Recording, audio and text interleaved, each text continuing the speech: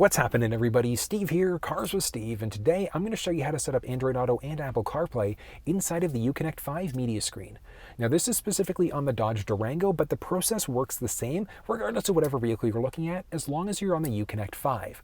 Uconnect 4 means that we're going through a wired connection instead, but we are wireless. So let's dive into it, have a little bit of fun, and see how the process works. Now, connecting the phone to the vehicle is also a straightforward process, so all we're going to do is just hit this phone button along the very bottom. Do we want to pair? Yes. And on our phone, we're just going to go to our Bluetooth devices and we're going to search for devices. So as you can see there, so we've got this and we're going to connect. Perfect. We want to make sure the PIN numbers match up, which they do, so we're going to hit pair and yes. Allow contacts and favorites to sync, absolutely. And we are now connected there. So phone is connected, which is great.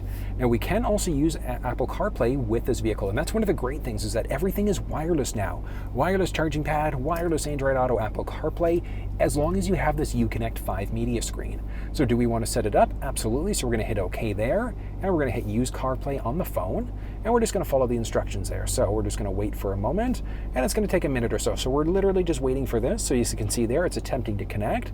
Might take a minute or so for it to actually connect.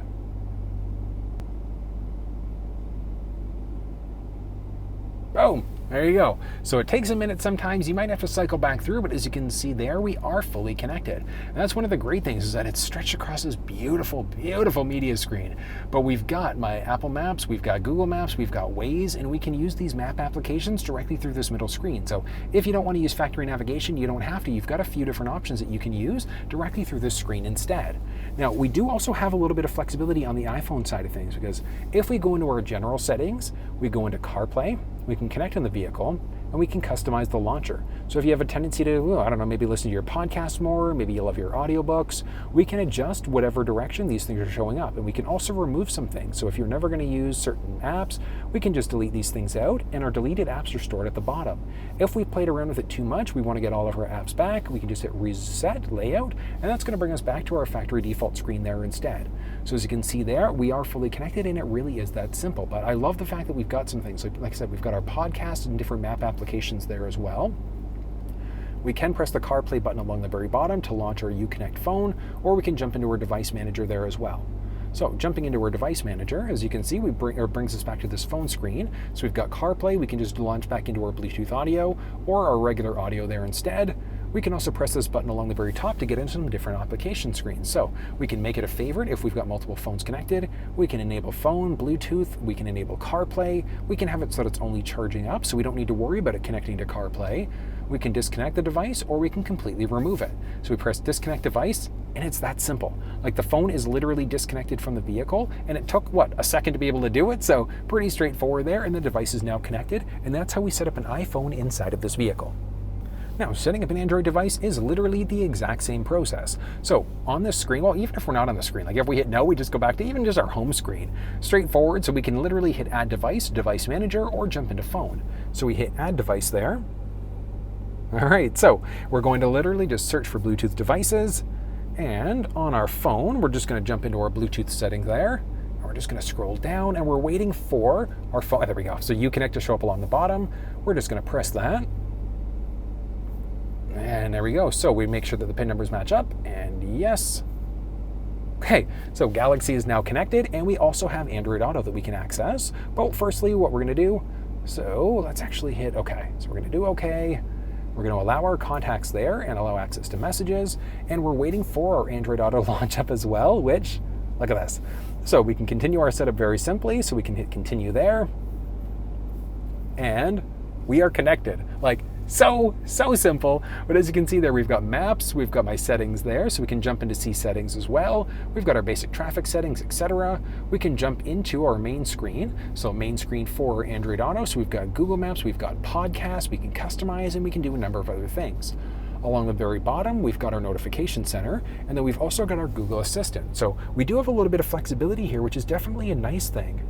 Now, very similar to the iPhone side of things, we also do have some flexibility as to the actual settings. So if we go to our settings on our Android device, so we search for Android Auto, we can jump into our settings. We've got our Uconnect. we've got our customizable launcher. So same thing, we can literally just adjust whatever's showing up there by just pressing and holding, and then we can just kind of do a drag and drop.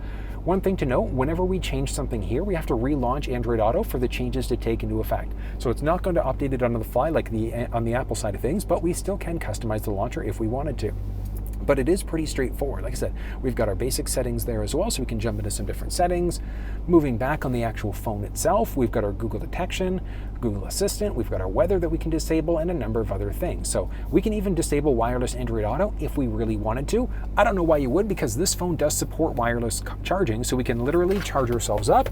So if we jump down for a second there, so we're literally charging our phone up while we're also connected to wireless Android Auto. So we're literally killing two birds with one stone, which is definitely a nice thing.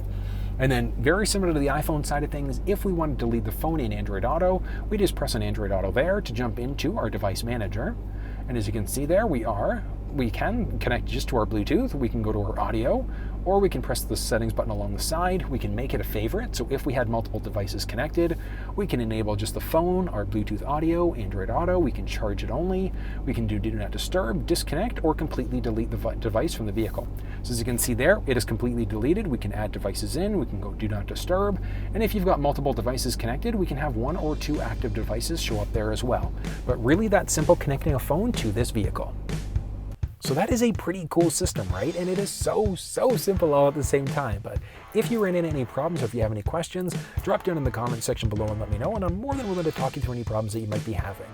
If you enjoyed the video, thumbs up and share it with your social networks, and definitely think about subscribing to the channel. Until I see you next time, take care.